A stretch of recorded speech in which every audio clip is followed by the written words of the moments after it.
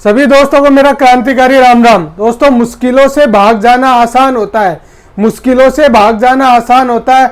हर पहलू जिंदगी का इम्तिहान होता है, हर पहलू जिंदगी का इम्तिहान होता है। डरने वालों को मिलता नहीं है कुछ, डरने वालों को मिलता नहीं है कुछ, लड़ने वालों के कदमों में जहान होता है, लड़ने वालों के कदमों में जहान होता है। दोस्तों, आज आपके लिए मैं लेके आया हूं इस वीडियो में कुछ स्पेशल ये है कि सीएचओ का दूसरा केस जो मैंने आपको आज से 10 दिन पहले बता दिया था, 10 से 15 दिन पहले बता दिया था, उनका केस रजिस्टर हो चुका है और आज उसकी पहली सुनवाई भी हो चुकी है। साथियों क्या है सीएचओ के केस का नंबर, कितने सीएचओ के अभ्यर्थियों ने लगाया है केस और कब है इसकी नेक्स्ट हियरिंग डेट। साथ ही इस केस से क्या पड़ेगा नर्सिंग ऑफिसर की भर्ती पे इफेक्ट। तीसरा साथियों, कब आएगी फार्मासिस्ट की प्रोविजनल लिस्ट। साथियों चौथा, जो भी होल्ड कर्मचारी हैं, अभ्यर्थी हैं, उनका डाटा आरएनसी में पहुंच गया। साथियों इसके अलावा उस पर क्या प्रोसेस चल रही है। इसके अलावा 5वीं अपडेट मिलेगी कि 30 अक्टूबर तक राजस्थान नर्सिंग काउंसिल के जितने भी रजिस्टर्ड नर्सिंग ऑफिसर्स हैं उनको क्या करना है जरूरी। साथियों इन सब बातों का जवाब जानने के लिए आपको मेरा ये वीडियो पूरा देखना पड़ेगा और मेरे चैनल को सब्सक्राइब एंड शेयर करिए। साथियों आपको मैं बताता हूं आज की बड़ी अपडेट।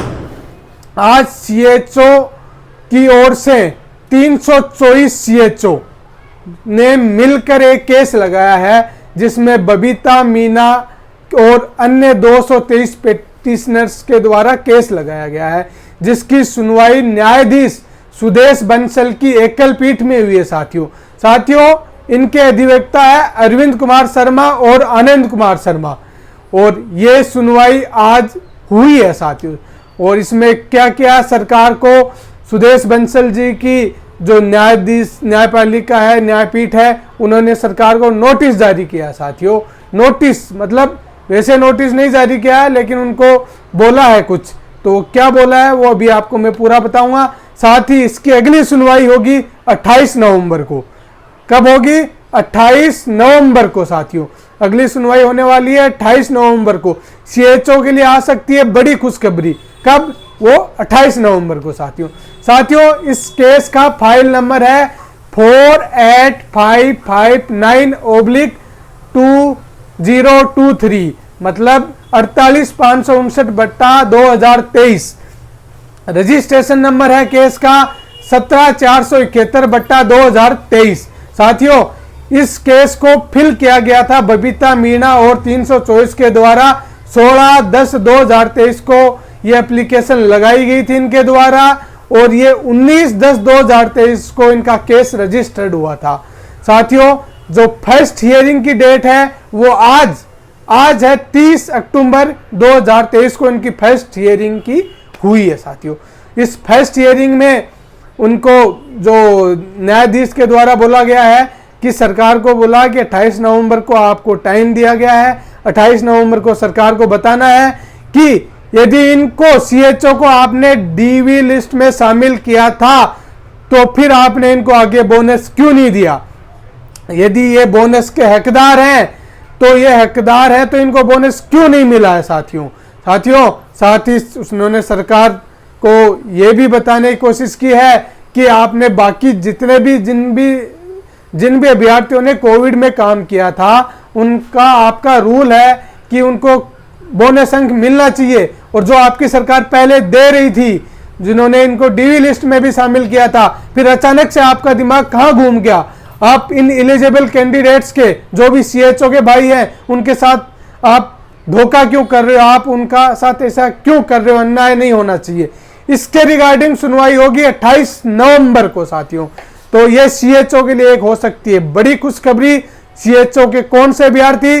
जो अभ्यर्थी इस भर्ती में शामिल हैं और जिनको बोनस अंक मिलने से उनका भी सिलेक्शन हो सकता है। तो साथियों इससे क्या हो सकता है, भर्ती प्रक्रिया पे क्या असर पड़ सकता है। भर्ती प्रक्रिया पे जैसे मैंने पहले भी बताया था, भर्ती प्रक्रिया अपनी वैसी ही चलती रहेगी। कोर्ट केस का रिप्लाई वो चलता रहेगा। सरकार को जो भी रिप्लाई देना है कि उन्होंने सीएचओ को इसलिए देना है या इसलिए नहीं देना है, जो भी उनका तर्क है वो 28 नवंबर को कोर्ट में रखा जाएगा। तो इसके बाद क्या हो सकता है सर, यदि सीएचओ को बोनस मिलता है तो क्या असर होगा, और यदि उनकी मांग या याचिका आगे खारिज होती है तो क्या होगा। साथियों, यदि उनकी याचिका खारिज होती है, जो कि चांसेस कम लग रहे हैं, उसके चांसेस कम लग रहे हैं, तो क्या होगा, मांग खारिज हो जाएगी तो इस भर्ती पे सीएचओ की तरफ से कोई इफेक्ट नहीं पड़ने वाला है। हो सकता है सीएचओ के द्वारा मेरे सुनने में आई है कि यदि इस भर्ती पे मांग खारिज होगी तो वो आगे भी अपील कर सकते हैं, क्योंकि वो ऑलरेडी जॉब में है, उनके पास पैसे की भी कमी नहीं है, संसाधन की भी कमी नहीं है। दिक्कत किनको है, दिक्कत उन लोगों को है जो बेचारे घर बैठे हैं, ठीक है, उनकी भर्ती पे आंच आने की दिक्कत है। मेरे हिसाब से उनको दिक्कत ये भी नहीं है कि एलिजिबल कैंडिडेट जो सीएचओ के हैं, जिन्होंने नर्सिंग की हुई है, उनको नौकरी मिल रही है, उनको इस चीज से कतई दिक्कत नहीं है, ये किसी को दिक्कत नहीं होने वाली इस चीज से। लेकिन उनको एक चीज से दिक्कत जरूर है कि ये भर्ती लेट हो रही है, तो ये भर्ती लेट नहीं होनी चाहिए। इसके लिए जो भी सरकार को कदम उठाना वो तुरंत उठाना चाहिए, जिससे जो एलिजिबल कैंडिडेट्स हैं उनको ज्वाइनिंग मिल सके। साथियों, यदि सीएचओ को बोनस मिलता है तो नर्सिंग ऑफिसर की भर्ती है उसकी मेरिट अप जा सकती है, तो जो नीचे के कुछ कैंडिडेट्स हैं उनके लिए खतरे की घंटी हो सकती है। लेकिन साथियों, उसमें आपको घबराने की जरूरत नहीं है।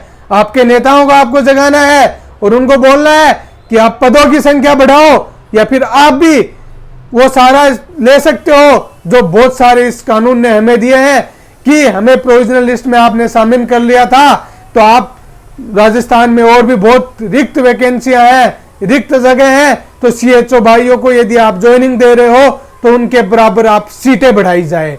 तो ये बात आप बोल सकते हो और ये बात आप पुरजोर तरीके से उठा भी सकते हो।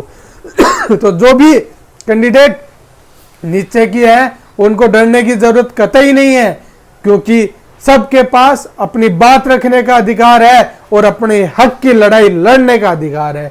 ये हक की लड़ाई आप लोगों को भी लड़नी पड़ सकती है, इसलिए अभी से सचेत हो जाइए साथियों। सरकार पे प्रेशर बनाना पड़ेगा कि यदि सीएचओ को आप शामिल कर रहे हो तो जो आपने जैसे जिले रेवड़ियों की तरह खोले हैं, वैसे ही हमारी नर्सिंग के जो पदों की संख्या भी आपको बढ़ानी पड़ेगी, क्योंकि आपको इतने ही जिला अस्पताल चाहिए और उनको चलाने के लिए आपको नर्सिंग ऑफिसर्स भी चाहिए, क्योंकि आप बैकबोन होते हो, आप स्वास्थ्य विभाग की बैकबोन होते हो, जिसके बिना स्वास्थ्य विभाग की परिकल्पना भी नहीं की जा सकती।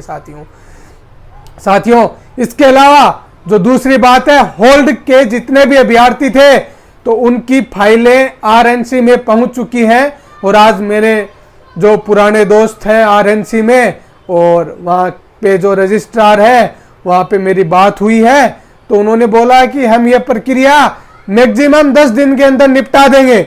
10 दिन के अंदर अंदर हम पूरी प्रक्रिया सबका वेरिफिकेशन हमारी तरफ से जो होगा, जो राजस्थान की नर्सिंग काउंसिल की तरफ से होगा, वो हम 10 दिन के अंदर अंदर कंप्लीट करके फाइल को आगे बढ़वाने की कोशिश करेंगे। ये बोला गया है वहाँ के जो मेरे विश्वास सूत्र हैं उनके द्वारा, और जो अपने कई संघर्षशील नेता हैं जो वहाँ पे कार्य कर रहे हैं, जो रात दिन आप लोगों के लिए लड़ रहे हैं और जिनका नाम भी आपके सामने नहीं है। साथियों, ऐसे नेताओं को भी आपको सलूट करना चाहिए जो आपके लिए लड़ रहे हैं और आपको भर्ती दिलवाने, आपको ज्वाइनिंग दिलवाने की कोशिश कर रहे हैं। साथियों, साथ ही एक आरएनसी का बड़ा अपडेट आया है कि 30 अक्टूबर तक जो भी ANM, GNM, BSc nursing, MSc nursing जिनका भी रजिस्ट्रेशन राजस्थान नर्सिंग काउंसिल से है, तो वो आरएनसी के साइट पे जाके वहां पर ये अपनी प्रोफाइल को अपडेट करें, और अपडेट करके करवाने से उसमें क्या क्या फायदा होगा, उसमें आपको रजिस्ट्रेशन रिन्यू करवाने के लिए आपको धक्के नहीं खाने पड़ेंगे, वो ऑनलाइन हो जाएगा। साथियों, साथ ही आपको कहीं माइग्रेशन लेना होगा, साथियों कहीं पे भी आपको रजिस्ट्रेशन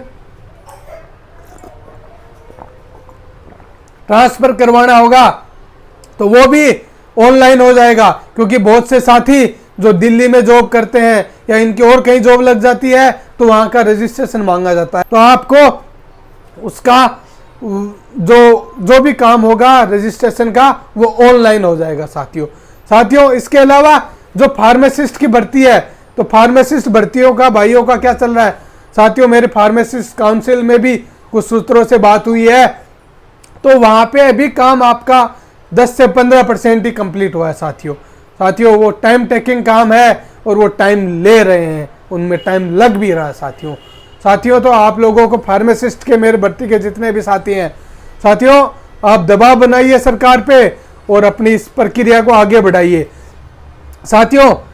आप लोगों को ये बता दूं, ये भर्तियां होके रहेंगी, चाहे आज नहीं तो कल भर्तियां होंगी।